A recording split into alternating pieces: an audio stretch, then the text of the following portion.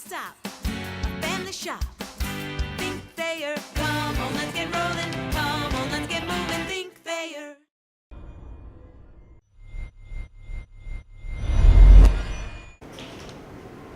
All right. Coach, if you would, start us off with an opening thought or two, and then we'll take questions. Well, first of all, I just want to thank Virginia. Not a lot of teams will want to do home and homes versus a group of 5 schools. So I thought Joanne and Tim Taylor and staff, I mean, they came in and in distro, and that was impressive when they could have easily given us a guarantee and said, no, we didn't want to return. So not a whole lot of opportunities for us to always host a Power 5 school, so really excited to have them in town. I thought we opened the game really strong, but the game ebbed and flowed, in my opinion. We knew we'd be outsized in every game or every position, but with that said, I don't think it was a battle of David versus Goliath, and we talked about that with the team, and I thought we had our chances today. This is a team in UVA that was a little bit tired. We thought they would get a lot of points in the paint, which they did, and we had to counter that with some threes.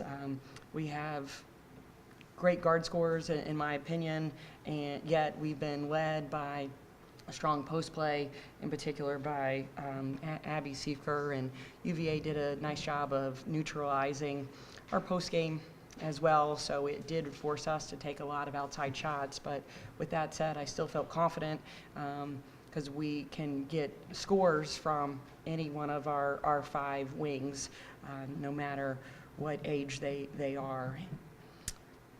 But we needed to do a much better job taking care of the ball. Their press has not bothered teams in the past. So far this season.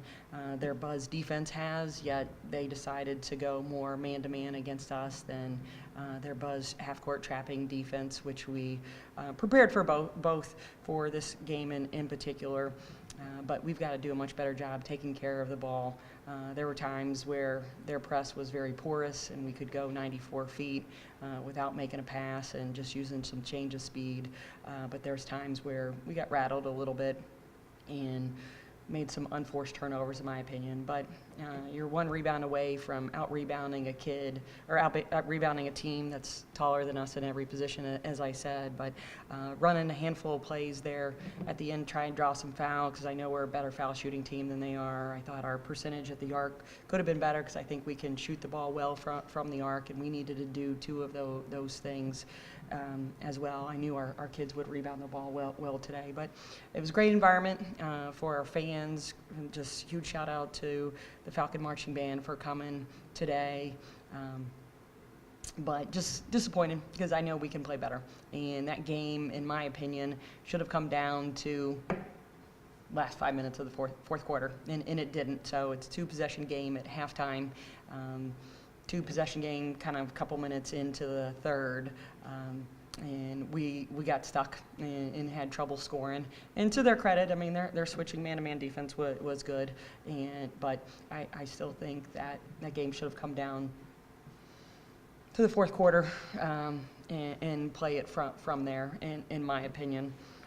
But really proud with the effort from our kids, and again, shout out to the band and everybody that came today, and for Virginia for returning this game as opposed to making a guarantee.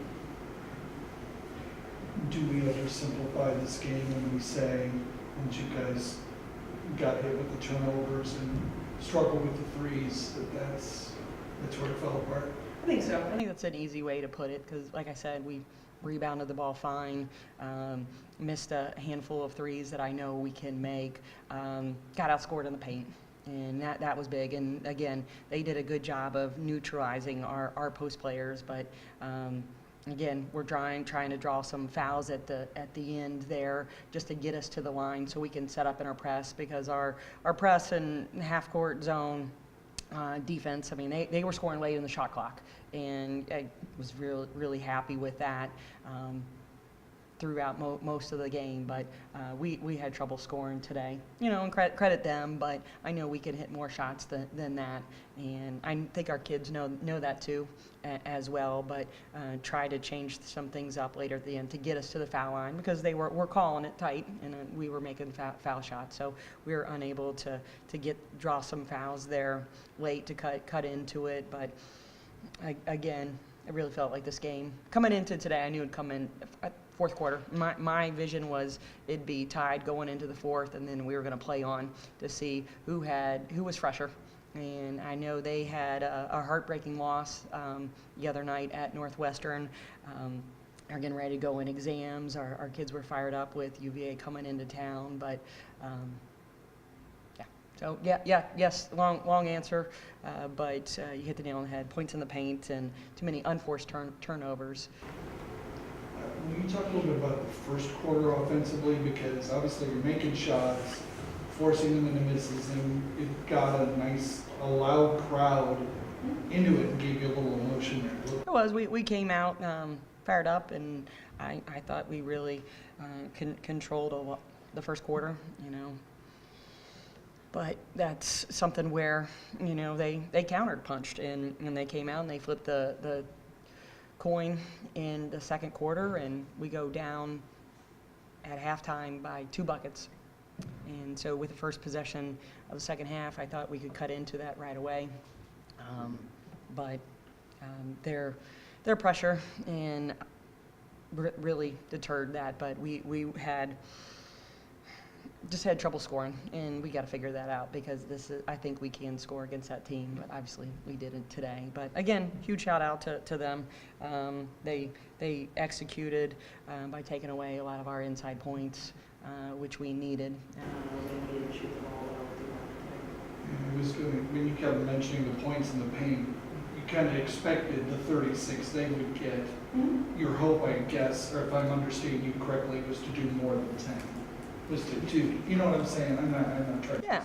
Yeah, I thought we could score, because I think their kids, our kids can make strong post moves inside, and they're gonna bite, and that's where I thought we could get to the foul line on them. They're not super deep right now, but they had some kids step up and make some big shots for them late in the shot clock.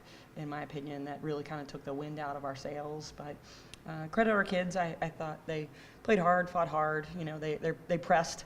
They in the sense of they were going so hard and the ball didn't go in. That's a tough emotion to battle when you can make it and you're going so hard and you're not rewarded seeing it go in.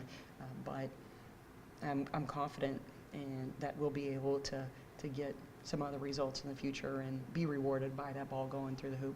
And when you say that, I assume you're talking about the second half 3-point shooting. Mm-hmm.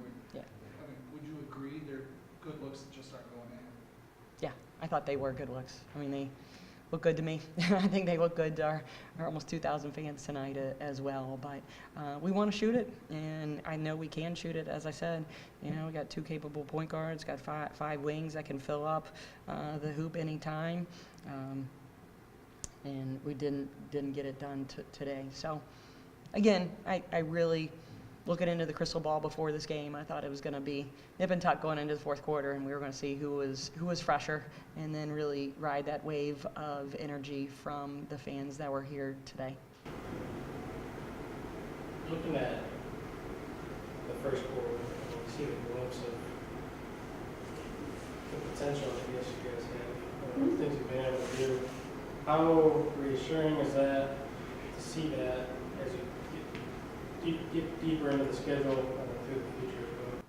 Well, I think I'll be excited when all of our 3 ACC opponents are put to bed, because I know it will help us. You're right, Thomas, but it still stings a little bit, because we know we could have played better, against them, and I think our kids were disappointed that ball didn't go in a little bit more as well, but can't fault the effort. By any means, and UVA did what they did and scored inside. We're not going to face a whole lot of 6'3", 6'4", 6'9" inside. So we tried to, run their post players in some of our ball screen action. And when that happened, they weren't going to switch, so we needed to knock down some shots. And I know we can, but it didn't go down today. So would love to actually play this one again, but the series is over. And so again, just credit everybody that came today, and the energy in this place was rocking. So we'll continue to try and get as many Power Fives to return to the Stroh Center as we can, because it's a fun environment, for sure. How close do you feel like you guys are to being not a 3-5? Yeah, it's, I don't want to sound like an NFL coach where, you say your record is what it is, or you're better than what your record is. But, I believe that we can score in a variety of ways. If you had a, summarize the season so far, I've got Abby Siefker playing her tail off right now, shooting the ball really well, playing with a sense of urgency as a senior, and she's been hard to stop. I got a handful of other younger kids that are playing older than their age, which is great. We've got a good combination of upperclassmen, underclassmen, good balance, but our schedule's tough. I'm calling a spade by saying that. But we've had our chances, and that's what we've got to continue to improve upon, the chances that are given to us by just competing longer. And you out-rebound University of Louisville. You almost out-rebound a team today in UVA, and you're right there for most of through 2.5 quarters, 3 quarters, and just the ball didn't go in enough. So I've got Virginia Tech, South Dakota State on the horizon that are going to be strong, 2 of our strongest non-conference opponents on the schedule, or anyone's schedule coming up. Virginia Tech just beat Tennessee. South Dakota State has a couple Power 5 wins already. So we've got some big-time hurdles in addition to some non-D1 schools coming in. Cleveland State, we're looking forward to them coming to the Strokes. We went there last year, but you got Malone and Ohio Valley. So you got a handful of games still remaining in that non-conference schedule. So I'm excited that we have a lot. We're going to get better by playing, in addition to what we do on the practice court. But Mother Nature took away 2 games from us last year and canceled a tournament. So I was excited to be in this exempt tournament that allowed us to play more games this year on our schedule, and it's going to help us at the end. That's a no-brainer statement. Anybody would say that, but still, I think our team is anxious, our staff is anxious, because we know we can be playing better than what we are, and we're better than our record, yet it's going to reflect what it is right now.